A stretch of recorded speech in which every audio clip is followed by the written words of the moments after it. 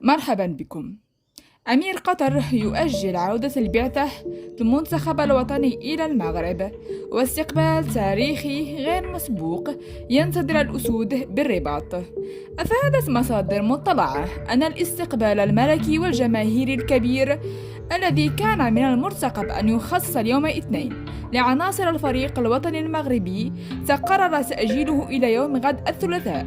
مشيرة إلى أن الترتيبات على أعلى مستوى يتم إعدادها حالياً لاستقبال الأسود بالوجه الذي يليق والمستوى العالي الذي بصموا عليه في المونديال قطر.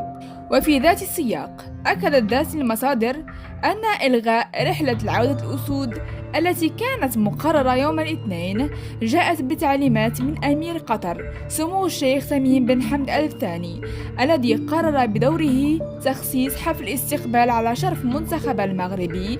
خاصة بعد الأداء الباهر الذي بصمت عليه العناصر الوطنية والذي توجهته بوصولها للدور نصف نهائي كأس العالم. وينتظر أن تحل بعثة الفريق الوطني بأرض الوطن يوم غد الثلاثاء، حيث سيكون في انتظارها الآلاف من المواطنين على طول طريق الرابطة بين مطار سلة والقصر الملكي بالرباط، على أن تختم هذه الجولة التاريخية باستقبال ملكي خاص على شرف الأسود الذي رفعت رؤوس المغاربة والعرب والأفارقة عاليا في أكبر محفل كروي في العالم.